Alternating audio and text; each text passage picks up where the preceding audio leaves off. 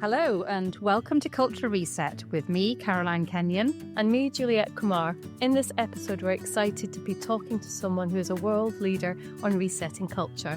Welcome and hello, Andrew Saffron. Hello, thank you for having me. We're going to be talking about your new book, which has a great title, Better Culture Faster. And the strapline, because you don't have time for bullshit. I'm guessing that this is a very practical handbook. So first, tell us a little bit about yourself. What's your background and how did you get into the culture business? Probably a series of accidents. I started working life in an American bank, hated it, joined a small consultancy, loved it, then felt ready to join a big consultancy and loved it even more. But ultimately, I knew that what I really wanted to do was go out on my own, run my own business. And over the years, culture has just become a bigger and bigger topic for senior leaders. It used to be quite hard to convince them that it was something valuable. And now, mostly, they're more enlightened and they get it. Yeah, I want to hear more about that, don't we? About how people call it the soft stuff. And actually, as you would point out in your book, it's not actually that soft. First of all, let me read some of the praise for your book, just to put it in context. It's out there already. It's been out there a few weeks. One person says it's breathtakingly brilliant. Another says you strip away the nonsense often associated with a cultural transformation, highlighting the power of honest leadership and dedicated effort. And I have read it myself. I particularly like the humour, Andrew. It's not as academic as many culture books I've come across, is it? Well, that was the intention. My starting premise was that no one reads business books cover to cover. We pick and choose. And as I say in my book, you stick a little Post-it in because you spotted something that you might find useful. And then 10 years later, you look at your bookshelf and you've got a stack of books with Post-it notes sticking out of them. And you've no idea why you put them in the first place. So I wanted to write something that was not just easy to read, but actually enjoyable to read so that people did turn from one page to the next. I can confirm it's definitely enjoyable. So the headline of the book, the premise is that you can change culture quickly. And my first reaction when I saw that was, surely not. Everything I've ever learned has been, it takes a long time. So why do you say that you can do it quickly? And you're going to talk to us about the evidence and how you do it, but why did you pick on that as the theme for the book? Well, because there is an accepted wisdom out there, I think, that culture change takes years. And in my work with my clients, most of them don't have years. So given that my methodology starts with the only reason to talk about culture is to determine whether it's going to help you to achieve your strategic goals or get in the way. Some of my clients are hurtling towards a cliff edge, or they're already tumbling over the edge, or they have fantastic growth ambitions, and if they don't move fast, their competition will move faster. Or they know they need to pivot or be very disruptive. They don't have years either. So the idea that it has to take years to change culture means that they probably shouldn't even bother looking at it because they don't have time. But I'm absolutely sure that it doesn't take years. Sure, there is absolutely a correlation between the size of the organization and the length of time it takes to change the culture. But nonetheless, no matter how big you are, if you're tens of thousands of employees spread right across the globe, it still doesn't need to take years. So it's something about having that burning platform, an impetus to make the change. Yeah, absolutely. It starts with the why, the big why statement. If we do not change, then this will happen. And that might be phrased as a threat, or it might be framed as an opportunity. And actually, I think the best why statements combine the two. We've got to do this because something bad will happen if we don't. But if we do, something really good is going to happen. So yes, it starts with a burning platform. The grit in the oyster, I suspect, for many organizations is that they've said it before. Countless initiatives that have gone absolutely nowhere, and they launch their new culture change program, and people roll their eyes and go back to a Teams meeting because there's nothing to see here. We've heard it all before. We've seen the posters, we've seen the banners, we've seen the broadcast emails. Absolutely nothing changed. So why should I bother? And therefore I read your why statement and I shrug. So convince me that you're serious. And we often hear contradictory messages about culture. That is the soft stuff, as you say, that it's hard to see or feel. But we also hear how vital it is to create a good culture in order for businesses to thrive. So how do you define culture so that others can really grasp what it is? Well, the most common definition that you hear is it's the way we do things around here. And I think that's pretty good. But I think we need to scratch the surface of that and recognize what it's really telling us. And what it's really telling us is that if it's the way we do things around here, those things aren't written down. They're not included in your performance review. They're not written in your job description. They are unwritten rules for how you operate in this organization. And if they're unwritten, that by definition means you do not have control of them. So the whole purpose of a culture change program is to define the behaviors that you absolutely need to enable you to achieve your strategic goals. So you need to get a double-handed grasp on those behaviors so that you can be sure that people are using them. So where do you start? What's your starting point when you set out to help an organisation to diagnose its culture and to start to understand how to change it? Well, the approach that I use, I like to think has a double whammy effect. I'll describe the approach in a second, but the purpose of it is to get information about the current culture, get information, therefore, about the culture that we need. But at the same time, this is the double whammy, you start to engage people, start to build a little bit of enthusiasm and, dare I say it, even excitement about what might be coming. And at the same time as that, you're getting everybody on the same page about what culture is, what culture does, and why we need to take it seriously. So if I summarize that initial intervention, I'll try and do it really quickly, but it's an 8 to 12 minute exercise. You can do this on your own or you can do it in groups. So if you're in groups, stand around a flip chart, draw a line down the middle of the page. You've now got 2 columns. At the top of one column, write the word positive. At the top of the other column, write the word negative. And then get the group to brainstorm words that describe the positive features of the culture as it currently exists and words that describe the negative features of the culture as it currently exists. And I usually throw in a caveat that says, look, I know it's different in different parts of the business, but take an average. And they do that very happily, and it serves as some kind of catharsis for people as well, I think. Step 2, look at the words in the negative column and now answer the question, what impact do those negative features of the culture have on performance?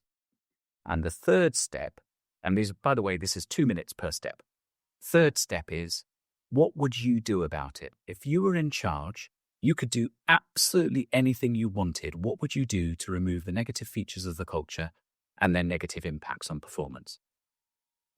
So they do that. And if they're really, really enjoying themselves, I'll let them run for more than 6 minutes and let them kind of really tread around inside the guts of the organization.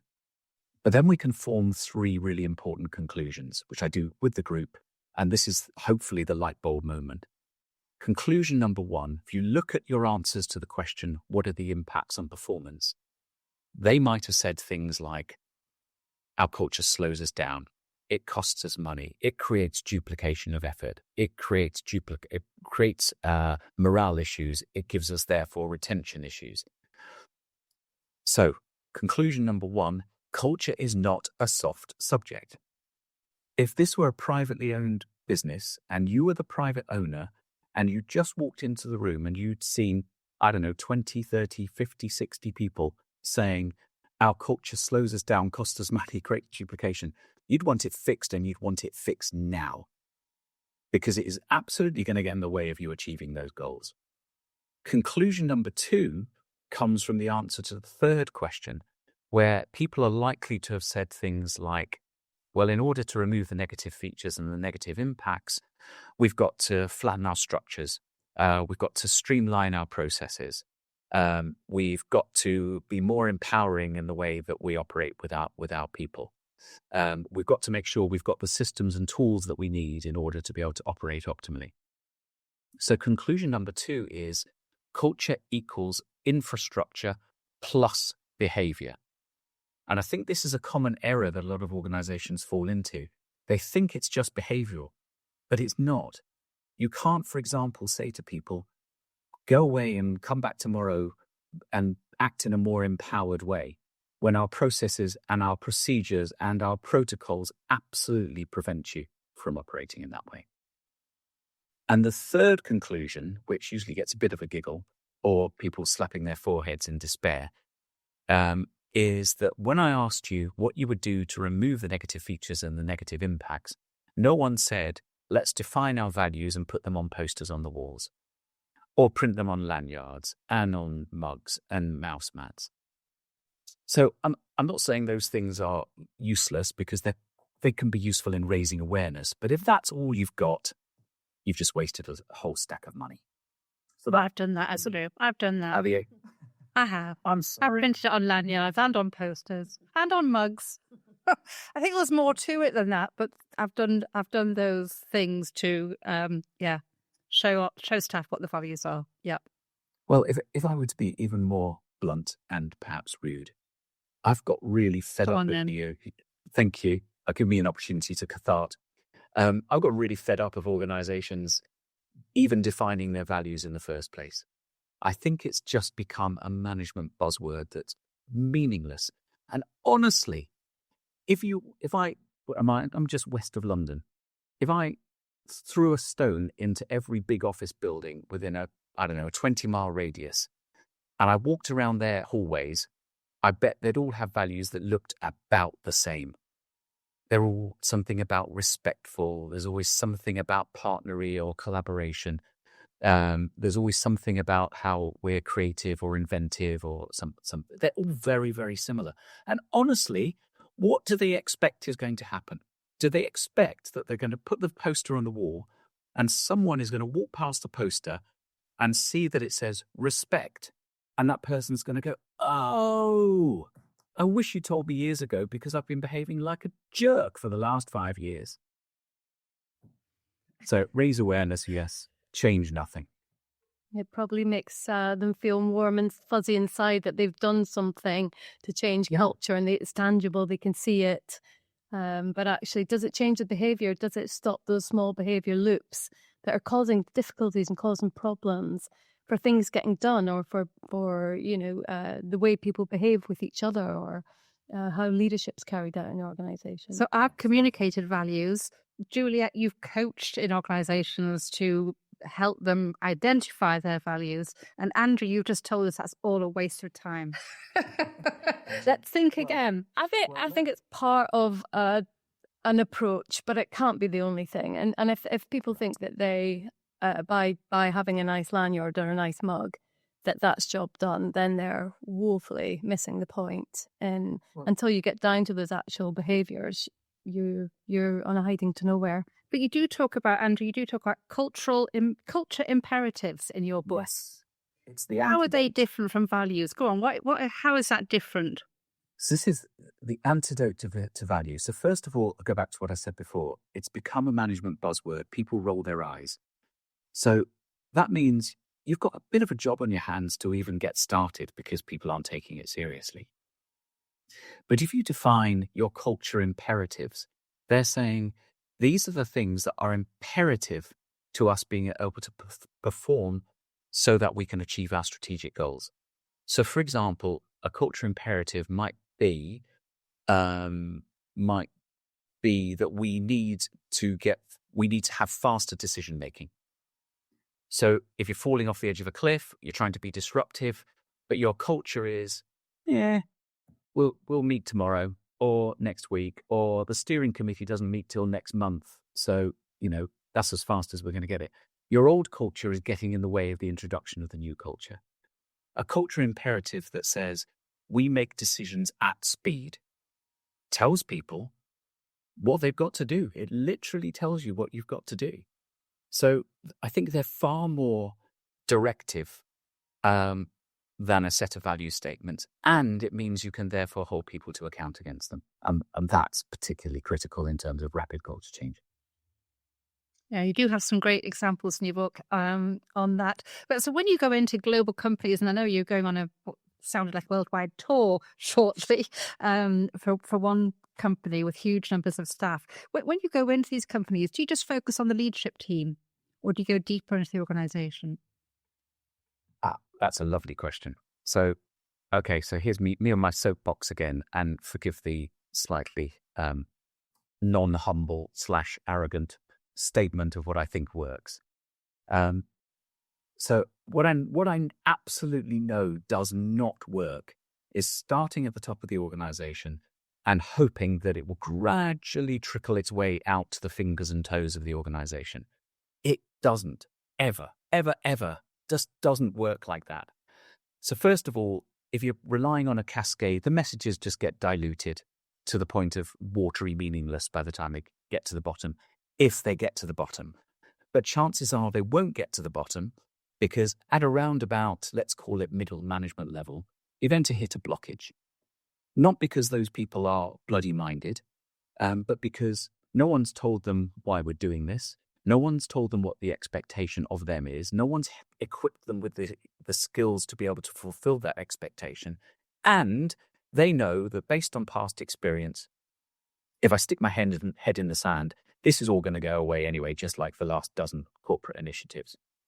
So my approach is that if you truly want to reach all the corners of the organization, your approach has got to be top down and bottom up, and you've got to drive from the middle out. That's how you make the connections across the organization. You can't miss any part of that. So to answer your question more directly, a lot of work with the senior leadership team, the executive team, because they do in many ways establish and set the culture for the organization. But if you're not then working at every layer in the organization to help them to embed it, to make it meaningful for them, you're missing something very, very important. So we all know that one bad leader can affect an entire organization. How do you help an executive team to identify and call out bad behavior, especially if it's their boss? That's a nice question.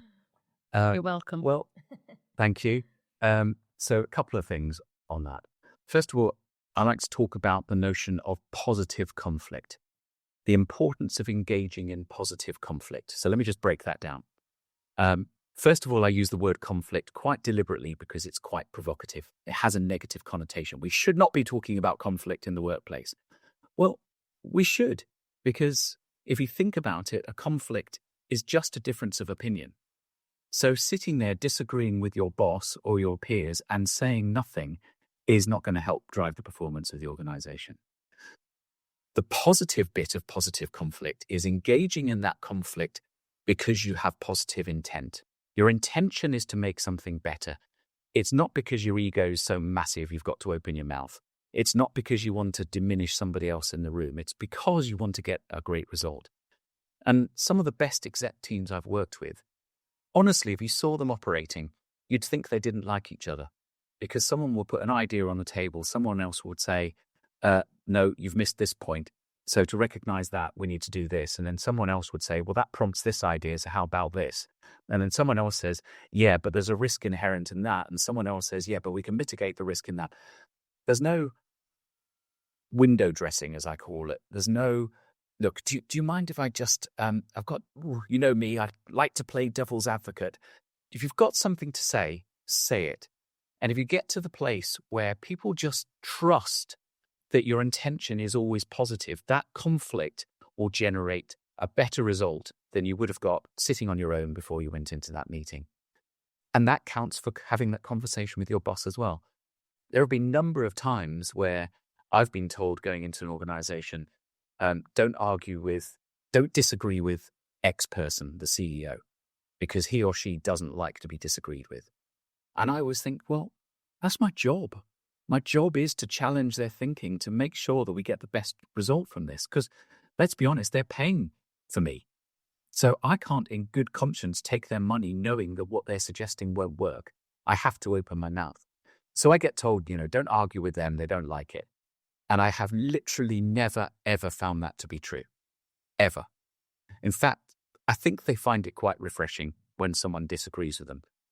And one of my rules that I try to use with all teams is no complaint without recommendation.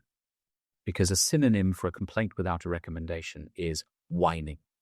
So if I'm trying to face down a CEO, I better have an alternative idea rather than just saying no. So there's lots of stuff going on there in terms of the dynamics of a team, and particularly the senior team, to encourage them to challenge upwards. I really like that. The encouraging conflict is really about creating safe space, having conversations that are difficult, but they need to be had in order to reach a better outcome or a shared outcome for the organisation. Yeah. And also the second you said about, going in without a recommendation, I used to say, if you moan it, you own it. So don't just moan about it. Have a solution as well. So if you're going to moan about it, own it. Yeah. Oh, I love that. I'm going to plagiarize that. Thank you. Thanks. With a Scottish lilt, Andrew, as you say it. I'll do my best. So in your experience then, what have you found to be the biggest barriers to resetting culture? Well, first of all, I'll just restate what I said before. I always find the biggest impediment to the introduction of the new culture is the old culture. You need to move at speed, but the old culture won't let you. That's a problem. You need to be able to give each other feedback to drive rapid performance between individuals and between teams. But the old culture is you don't say what's in your mind. You don't give people feedback. That's going to be a problem. So certainly that's a big impediment. Secondly, you've got to get your exec team on board. And I guess more often than not, the majority of the exec teams I work with get it. And there's always a few naysayers. But I love them. That's the challenge. I've got a great friend who's a magician, and he said, he's been doing it for donkey's years, and he's truly world class. And you see him all over the TV and whatever. But he says, if I've got an audience in front of me, and everyone's hooting with laughter and they're screaming with delight, but there's one bloke sitting there with his arms folded, I've got to get him. I can't leave him alone. I can't leave feeling like I've done my job unless I've done. That's how I feel with exec teams, although probably in a slightly less entertaining way. So, I think an impediment could be having your exec team on board. And, I would argue, get those ducks in a row before you open your mouth to speak to the rest of the organization. Doesn't mean that they're the finished article, but absolutely get them on board. So I'll give you a quick example. I was with an exec team a few weeks ago where I said to them, look, we've met a few times now, and I did say to you that in between these meetings, I would up the ante and I'd get a little bit pokey. So I've got to tell you that you as an exec team are fundamentally disempowering. You're not unempowering, because that would imply some kind of passivity. You are actively disempowering people. In other words, you're ensuring that the people with most information are having to escalate to you for decisions. That's causing a productivity problem because it slows things down as they escalate into a bottleneck. It's causing a quality issue because you're now making decisions. The decision is being made by someone who knows less about it than the person who initiated it. And thirdly, you are peeing your people off. I was a little more blunt than that. And I finished by saying, and you've got to pack it in. And they looked at me slightly kind of boggle-eyed and said, yeah, you're right. Wow. It's a good reaction. It was, it was a risky approach, but a great response. It was fantastic. Because then we had a conversation about, let's break it down. Where do we do this? Why do we do this? Oh, it seems like we do this because we're quite risk averse. Well, what's the other impacts of us being risk averse? Well, this, and in the end, we had a 7-hour conversation that people said, I wish we could continue.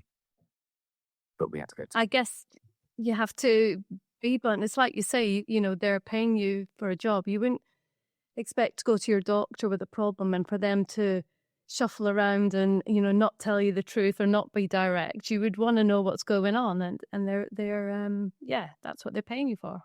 That's a bit of flower on the wall, thank you. That is a good one. There's such a lot of practical advice in your book. We know we can't cover everything. It's available to buy. We'll put a link in the podcast notes. But I do want to pick up what you're saying about being honest, and you call it a caring candor mindset. Do you want to just tell us what that is and how you achieve it, especially for people like me who avoid conflict? Yeah. Well, look, I mean, there are two layers to the conflict thing. One is people's natural predilections, but there's also an overlay of international differences. So when I work in the Asia Pacific region, they are very conflict avoidant. It's just not their way of operating. If I work in the States, not a problem. If I work in the UK, somewhere in the middle. So you have to recognize there are all sorts of dynamics going on, but I call it caring candor. I haven't called it caring candor. I'm sure I've pinched that from somewhere, but it's the same as positive conflict. Caring candor means I'm being candid because I genuinely care. I care about your performance and I care about the business's performance. It always makes me smile when people, I say smile, grimace actually, when people start a sentence with, "Can I be honest?" No, I want you to lie to me. What? Why is that even part of our vocabulary? And it so happens that I'm married to a psychotherapist, and I've learned an awful lot from her. But one of the most important lessons I've learned from her is that honesty, candor, is not just the opposite of lying. Candor is saying what's really going on for you. So coming out of a meeting and being able to say to one of your colleagues, I felt really uncomfortable when you stated that you disagreed with me in the meeting. We'd had the opportunity to talk about it beforehand, and I'd have really valued you giving me your opinion before we got into the room with the exec team, let's say. And that person might get defensive, or that person might say, I'm sorry, yeah, you're right, I absolutely should have done that. But what's the alternative to saying that? I go away thinking horrible things about that person. And I build them up. I stack up a little pile of evidence against that person that in the end just becomes a massive barrier between us working together. That can't be a good thing. But I've also briefly mentioned the flip side of caring candor. It only works if the person on the other side isn't defensive. So when I'm working with individuals and teams, I make sure I cover both sets of ground. So one of my rules is look for the truth in what's being said. So someone might give you a whole load of information and you might say, well, that's not true, that's not true, that's not true. But that, actually, yeah, there's some validity in that. And I'm going to engage in the conversation with you about it. But we need to get to a place where everyone is willing to engage in that kind of conversation.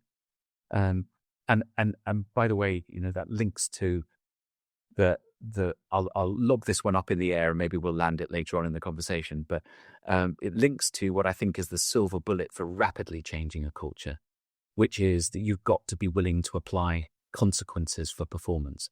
We've established our culture imperatives. We've made clear what the expectation is. We've even trained you in how to perform against those expectations. And if you don't change, there have to be consequences. Positive consequences if you meet those expectations, negative consequences if you don't meet them. So I'll just let that sit there. But the connection with this bit of the conversation is you've got to be willing to have those candid conversations. People sit there thinking they're doing fine because no one's told them otherwise. But the people around them are sitting there building their little pile of negative evidence against them, and they just don't know. That doesn't seem very kind to me.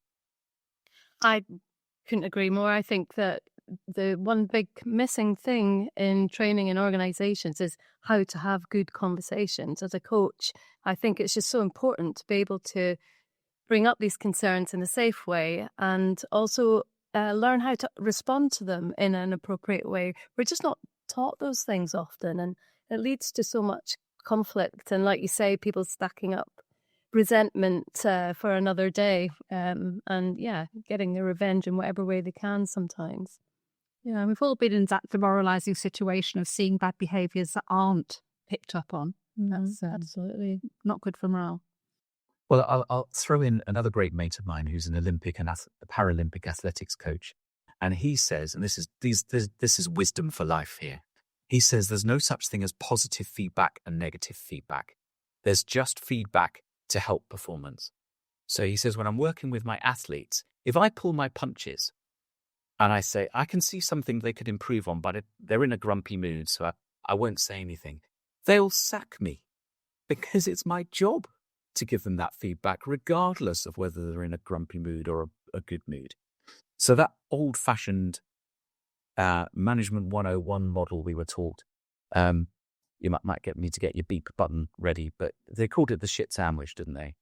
You know, say something positive, then say something negative, but finish on a positive. It's just nonsense, isn't it? Because you're either the kind of person that only hears the positives, or you're the kind of person that only hears the negatives. But it absolutely confounds my friend Keith's argument that all feedback should be to help improve performance. Doesn't matter whether it sounds like you're reinforcing something good or whether you're trying to correct something that could do with improvement. Avoiding being candid in another way. Yeah. No, I've heard that sandwich analogy such a lot. Absolutely. Yeah, absolutely. And when feedback lands, it's really about understanding what people are saying. What is their internal narrative? What are they saying? And what do they need to listen to? And what shouldn't they listen to? Because we all grow up with our beliefs and our assumptions and our hang-ups and whatever. But getting to a point where we can really dig into some of that in a safe way can really help us move forward. But it's not something that can be solved overnight at all. No, we are, as I say, unpicking two layers. You know, your whole upbringing, you as an individual, plus the culture, the national culture we're born into. It's a big deal. But on the other hand, if you're a small startup organization, you've got to move at tremendous pace. There's just no time for pulling punches. You've just got to say it as it is. So, yeah, we're coming towards the end of our conversation. It's been great so far. And before we wrap up, we always ask our guests if they can leave us with one top tip for achieving a better culture. So what's your first tip? I'm fast in this space. What would be your one tip that you would like to leave our listeners? I've got two. I'm going to call it 1A and 1B. Can I get away with that? I'll let you get away with that. Well, mostly it's about take culture change seriously. For goodness sake, stop doing the posters and the lanyards thing and then folding your arms and saying, job done. And okay, you might have gone a bit further and you've built some unbelievably complex competency model that sits underneath it. You know, there are 7 layers and there are 8 grades of people manager, and under this competency, you've got to look at this cell here and this. Nobody reads those things. They're too complicated. Take it seriously, meaning make the expectation very, very, very clear. Help people to understand the expectation on them. But more than that, help them to understand why. What it's going to do for them, what it's going to do for the business. And my part B is going back to the applying positive and negative consequences thing. You know, I always argue that the only people that ever feel fearful of the negative consequences are the people who should. They know that they've been pulling a fast one for a long time, and everybody knows who they are. Pretty much any organization that I go into, within 2 weeks, I can name the long-term underperformers because people talk about them.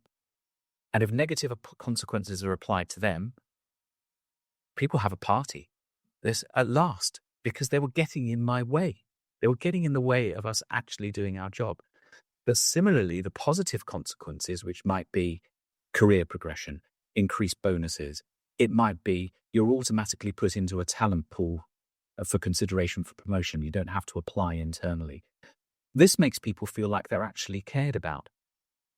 And it leads me probably to I am taking advantage of one top tip, aren't I? Part C. Part C. Honestly, I do think this is a much bigger conversation. But I do think that, of course, there is a business imperative to having the right culture, the culture that's going to enable you to achieve your strategic goals. I also think there's a moral imperative, because people spend most of their waking hours working for you. And we all know that people join a great organization and leave a bad boss. So if you're not living up to those expectations as a leader, then you've got to consider the impact that you're having on the individuals that work for you, who will take it home and they will fret about it and they will have sleepless nights about it. And I don't think that's right. Which is why we measure sickness absence, isn't it? And we should do something about it when we see that happening. Yeah. Such great points. Yeah. Be human, be caring. Thank you so much. So we have to end it there. Thank you again. Andrew Saffron, culture reset expert and author of Better Culture Faster, published by Practical Inspiration Publishing. And thank you all for listening. You'll find useful links in the podcast notes to find out more and to buy Andrew's book, which we highly recommend. Yes, it's a great read with some brilliant lessons you can use in your own culture work. So thank you, Andrew. So it's goodbye from me, Juliette Kumar. And from me, Caroline Kenyon. And from Andrew. Thank you very much. Thank you, Andrew. Bye. Goodbye. Thank you. Goodbye.